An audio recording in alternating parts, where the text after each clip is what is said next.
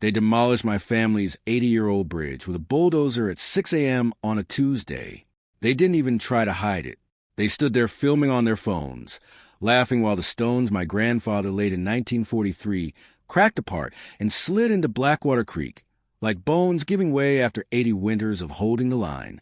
What they didn't know, what none of them had bothered to check before bringing heavy machinery onto my land, was that I owned the only other road into their gated community. Every single one of those 85 houses relied on access that crossed property belonging to the Sullivan family. And I was about to turn their daily commute into a very expensive lesson about property rights. My name is Garrett Sullivan. I'm 54 years old, third-generation civil engineer, living on 127 acres in semi-rural Pennsylvania, about 40 minutes outside Pittsburgh. The kind of place where mornings begin with creek water, sliding over limestone instead of traffic noise, where the smell of wet oak leaves mixes with diesel from a pickup truck that's older than most marriages. My grandfather, Pop Sullivan, bought this land in 1938 during the Depression, when it was nothing but scrub forest and mud trails. In 1943, he built the bridge, not hired it out, built it. He pulled the foundation stones from the creek bed himself, milled the timber from trees. He cut down that winter, forged iron brackets at the town blacksmith shop in exchange for fixing the man's roof. 8 months it took him. 8 months of hauling rock, fitting beams, driving bolts by hand. That bridge connected our land to Old Mill Road, which at the time served 4 surrounding farms. It wasn't decorative. It wasn't optional. It was survival. I learned to fish under it when I was 7, helped my dad replace planks when I was 16. Every time I drove across it, gravel crunching beneath my tires, I could hear Pop's voice in my head. Build something right. It outlasts you. He was right. The bridge stood for 80 years, until Darlene Pritchett moved in. 18 months ago, a developer bought the old Kowalik farm next to my southern boundary and turned it into Meadowbrook Estates. 85 homes, gated community, mandatory HOA, matching mailboxes.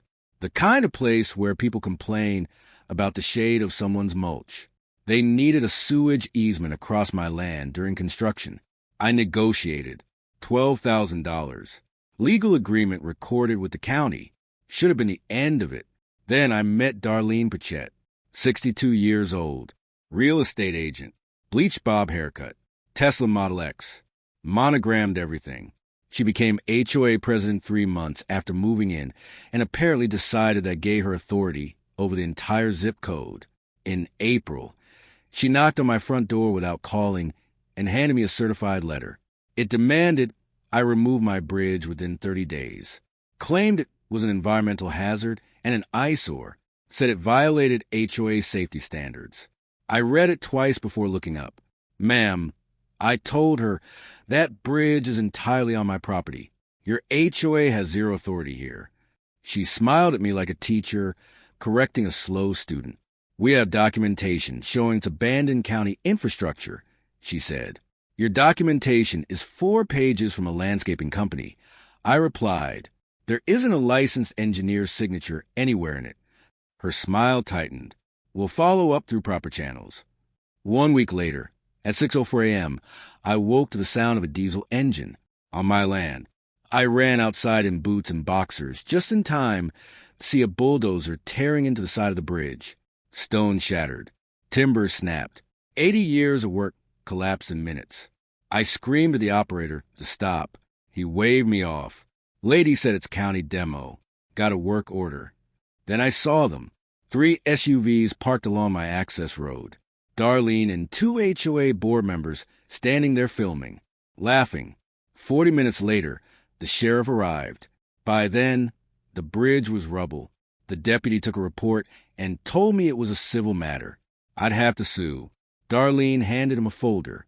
We removed a hazard, she said calmly. We actually saved the county a lawsuit. I stood there covered in dust and realized she didn't see me as a person, just an obstacle. I hired a lawyer the next morning. Mitch Kowalski, local guy, land disputes mostly. We went to high school together. He looked at the photos of my demolished bridge and said, this is the clearest property destruction case I've seen in 20 years. We filed an emergency injunction and a lawsuit for damages. Then Darlene's lawyers countered, claiming the bridge had been used publicly for decades and therefore had become county property through adverse possession. Mitch laughed out loud when he read it. They clearly didn't do their homework. Adverse possession only works if the legal owner abandons a property or stops maintaining it. I had 30 years of maintenance receipts in a filing cabinet, every plank replacement, every load of gravel, every Kennewood sealant. The judge dismissed their claim in 3 weeks. Round 1. That's when the harassment started. Code enforcement citations began arriving by certified mail. Unlicensed junk vehicle. My father's old truck behind the barn. Unsecured burn pile. Illegal signage because my no trespassing signs were 2 inches too tall. Each violation carried daily fines, if not corrected within 10 days. A nervous kid named Tyler from Township Code Enforcement admitted someone had told him to drive by daily and document violations. He wouldn't say who. He didn't have to. Then a friend forwarded me screenshots from Meadowbrook's private Facebook group. Darlene had posted about me, called me unstable, said I was blocking community safety improvements, implied I was struggling after my wife's death. People I'd never met were calling me selfish, dangerous, a threat to property values. I didn't respond, because responding meant playing her game, and I wasn't interested in Facebook arguments. I was interested in winning. A week later, Rosalie Chun from the county planning office called me quietly after work. She told me Darlene had been pushing expansion plans for Meadowbrook, tennis courts, a community center, through the approval process unusually fast. 90-day reviews getting done in 3 weeks. Signed off by County Commissioner Todd Giesam, who also happened to co-own a vacation condo in Florida with Darlene Pritchett. Public record. That's when I went digging. Property records, survey maps, easement agreements, permit files. 3 days buried in the county clerk's office. And I found something big. Meadowbrook's private sewage treatment plant had received conditional approval from the state in 2023. Conditional approval pending upgrades and inspection within 18 months. They'd missed the deadline by 14 months, and the extensions had been recommended by Commissioner Giesam. The next day, I received 3 more code citations. Mailbox too far from the road. Gravel driveway creating excessive dust. Firewood stack visible from public right-of-way. Each carrying $150 per day fines. I stopped fixing them. Instead, I filed a complaint with the Department of Environmental Protection regarding Meadowbrook's expired permit, attached copies of everything. Then I waited. Sunday afternoon, a man knocked on my door, introduced himself as Ken Ashford, Meadowbrook HOA treasurer. He sat at my kitchen table and slid a folder toward me. Bank statements, invoices, meeting minutes. Darlene had been paying herself $4,000 a month in consulting fees, not authorized by bylaws. And the day after my bridge was demolished, she used HOA funds to pay $28,000 for the demolition, listed it as emergency infrastructure repair. No board vote. Minutes falsified afterward. She had used other people's money to destroy my family's bridge.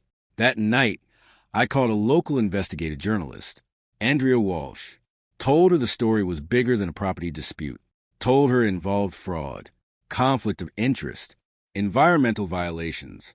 I had documentation, 400 pages of it. She published 5 days later. And suddenly, Darlene wasn't controlling the story anymore. Over the next week, things got weirder. Anonymous calls started coming in at all hours. Someone would breathe into the receiver and hang up. My mailbox was smashed twice. A rock went through the side window of my equipment shed. Nothing stolen, just broken. A message, not a robbery. They wanted me rattled. They wanted me reacting emotionally instead of strategically. They wanted me to forget that infrastructure isn't about concrete and timber. It's about leverage. I didn't forget. The township supervisors approved Mitch's request for public mediation the following Wednesday evening. It was scheduled at the municipal building gymnasium because the regular meeting room couldn't hold the expected crowd. Andrea texted me that 3 local news stations had confirmed attendance. Residents from Meadowbrook were organizing carpools. By the time I arrived, the parking lot was already overflowing. Inside, folding chairs filled the basketball court. Residents lined the walls. Township officials sat behind long plastic tables pushed together to form a makeshift dais. Darlene was there with her attorneys, dressed in a navy suit that probably cost more than my truck. Her posture was perfect, chin lifted like she was posing for a campaign photo instead of attending a hearing that might end her presidency. She didn't look at me when I walked in. Mitch did the talking at first, calm, methodical, walking the supervisors through the timeline, the demolition, the lack of permits, the sheriff's report, the dismissed counterclaim.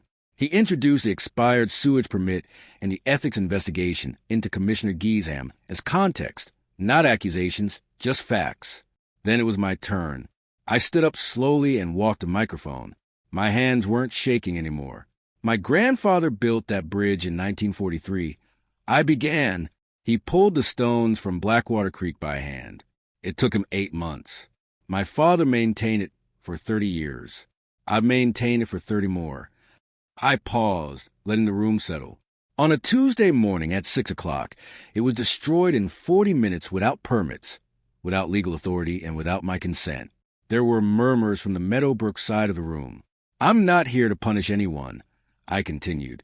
I'm here because property rights matter. And because if someone can destroy what your family built and walk away laughing, then none of us actually own anything. Mitch handed copies of the settlement proposal to the supervisors. 40 pages. Specific terms. Rebuild the bridge to historical specifications at HOA expense. Publish a written apology naming both me and my grandfather in the Township Gazette for 2 consecutive weeks. Renew the utility easement at fair market rate for 20 years. And the resignation of the HOA president responsible for authorizing the demolition. Darlene's attorney leaned toward his microphone. This proposal is excessive, he said smoothly. Mr. Sullivan is attempting to leverage unrelated infrastructure issues to coerce a private organization into compliance with demands that go far beyond the original dispute. I didn't sit down. Then maybe this is related, I said. Mitch connected his laptop to the projector. The video filled the far wall. 2 men with chainsaws cutting down oak trees along Old Mill Road at 2:30 in the morning. The white rental pickup. The company logo. One of the men looking straight at my camera before running. Mitch switched to the next slide. Rental agreement. Name, Marcus Richette. The room went dead quiet. I'm not accusing anyone of ordering this. I said evenly. I'm simply noting that the truck used in an act of criminal vandalism on my property was rented using a credit card belonging to the son of the current HOA president. Someone in the crowd swore under their breath. Darlene's attorney started whispering urgently to her. I stepped back from the microphone. A Meadowbrook resident stood up without being recognized. Did you use our HOA dues to tear down his bridge? He asked loudly. Another voice joined in. Are we going to lose sewage service because of this? An emergency access? The supervisors called for order, but the damage was done. Residents were turning in their seats, staring at the HOA board members clustered together near the front. One of them, Kent, didn't look at Darlene at all. After 10 minutes of barely controlled chaos, the lead supervisor restored enough quiet to speak. Mrs. Pritchett, he said, does the HOA wish to respond to the settlement proposal? Her attorney leaned in again, but she shook her head slightly. For the first time since I'd met her, Darlene looked uncertain. We request a brief recess, the attorney said. They left the gymnasium through the side door. 27 minutes later, they returned. Her attorney spoke this time. The Meadowbrook Homeowners Association is prepared to accept the terms of the settlement as presented, contingent upon final review by our insurance carrier. There were gasps from the residents. Mitch didn't miss a beat. Acceptance noted, he said. Insurance review limited to funding mechanism only, not scope of obligation. The supervisor nodded and made the notation for the record. It was over, not the lawsuit. That would take weeks to finalize. But the fight that actually mattered. Construction bids were requested the following Monday. The median estimate came in at $129,400. The HOA approved it unanimously. 2 weeks later, The Township Gazette ran the apology on page 3. It named me. It named my grandfather. It acknowledged the demolition was unauthorized and wrong. A laminated copy appeared at the Meadowbrook entrance beside the security gate 3 days after that. Darlene resigned the following Friday. The Ethics Board announced a formal investigation into Commissioner Geesham the same afternoon. Bridge reconstruction began in early summer. I stood by the creek the day they set the first foundation stones, watching the masons work limestone blocks into place the same way my grandfather had 80 years earlier. Slow, careful, built to last. Gravel crunched behind me. Ken had walked down from the road. Residents voted to replace the entire HOA board. He said quietly, "New elections next month." I nodded. "The road stays open?" he asked. "For emergency vehicles, always." I said, "Commuters, too," once the easement paperwork signed. He stuck out his hand. "Thank you," he said.